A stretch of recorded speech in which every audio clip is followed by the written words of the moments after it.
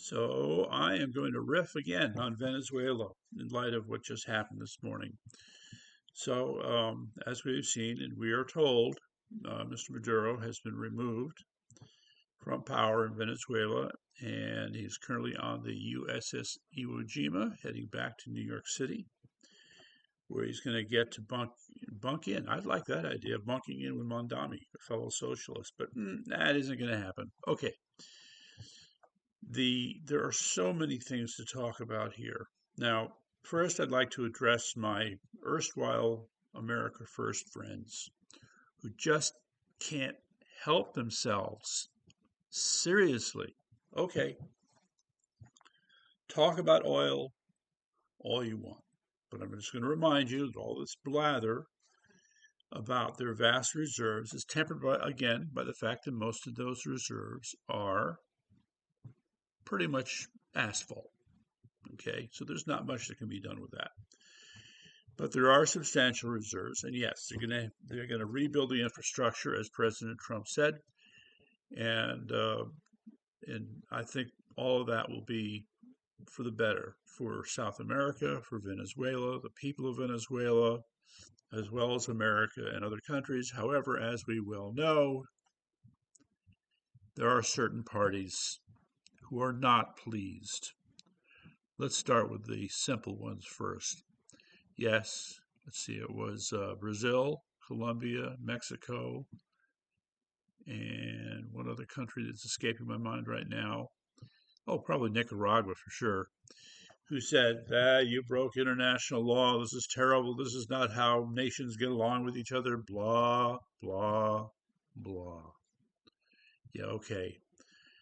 Well, let's talk about how the folks of Venezuela, courteous to Maduro and his associates, are killing Americans left and right. Yeah, we should have that conversation.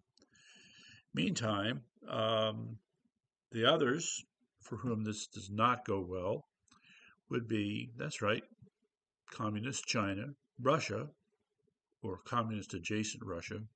No, no. Who else? And Iran. Those would be the big ones. Cuba.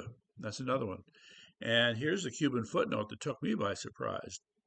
It turns out that the individuals who are closest to Maduro and providing him the most protection were Cubans. Cubans. They couldn't find fellow Venezuelans to protect one of their own, that former bus driver Maduro. Yeah, I would like. I think it's because he couldn't find people that he could trust. That's just me, just saying that, and it just reinforces the fact that Venezuela has been propping up Cuba for quite some time. So, but to see that there had this kind of a working relationship with security forces, that's a little bit of a surprise. Okay. Meantime, I think the most important thing to be thinking about going forward is the continued defiance by one Mr. Cabello, the Interior Minister. So there was reportedly a press conference where he stood there wearing a bulletproof vest, saying basically, I ain't going anywhere. I'm controlling the government. Everything's okay. Meantime, the other move that President Trump pulled was that he swore in as the new had sworn in as the new president, the vice president, a woman whose name escapes me at the moment, but she can't be trusted. She's as guilty as Maduro of all the crimes that have been committed. Yet he's put her in position of power. So I'm thinking, you know what? This is a moment to consider once again the possibility President Trump does, in fact, know how to play five-dimensional chess. So, for the moment, in the interest of maintaining stability and avoiding the kind of ugly mess that you would have gotten, say, in Iraq, you're going to let the upper management, if you will, or top management of the Venezuelan government stay in place, but slowly, quietly, methodically, behind the scenes, they will be dealt with, and one of two things will happen. Either they will do what is asked of them with respect to the changes that Venezuela needs, or they're going to be removed. Now the question becomes then, how quickly will they be removed, and by whom will they be replaced? See, this is always the problem when you have a repressive, tyrannical government. they make sure that any opposition not only never has any influence, but never has the operational capability, the competence to take over.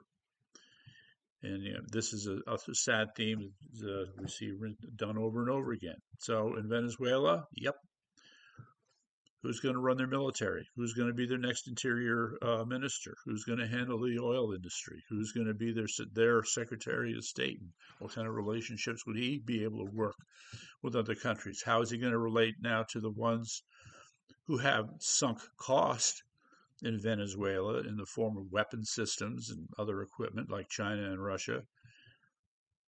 Who's going to take care of that? And how are they going to take care of it? These are all tough questions, and there are others I'm not even aware of that are going to be tough to answer as well. So, yeah, the next few months of Venezuela are going to be very telling. Now, if I had to guess, so let me just throw in one other point here. Another another motive, another reason to let the current leadership stay in place in Venezuela would turn on what kind of state's evidence they're willing to turn um, against Maduro. And so I find it interesting because whoever the defense lawyer is going to be for Maduro there in New York City, think about that. They're not going to, it's going to be tough for that person because the ones who would be witnesses against Maduro would be those who are currently in power in Venezuela. So, how would the defense attorney sully the reputation of witnesses who were taking their orders from his client? I don't I don't envy that position. You're gonna have to do some pretty goofy stuff. At least that's what I think. Okay, so this is the flush of the first step, and the next few weeks are going to be very telling. So we'll be talking about this more. Let me just make sure I haven't forgotten anything else about them. So we did talk about the oil, the population, the economy will be on the mend. The oil companies are certainly going to be jumping in there. Chevron is certainly going to be a huge beneficiary of this because they managed to stay in this through thick and thin, basically. So for them, this may be an opportunity. And let's see. There's an interesting question. I mean, I believe that this will have a material impact, and I mean a significant material impact on Cuba. What that's going to look like, I don't know. But you already have some people saying, eyes to Cuba. Should we be talking about regime change over there? I think it was Secretary Rubio who had said that, yeah, Cuba is run by senile old men who are incompetent. I'd say that he is right.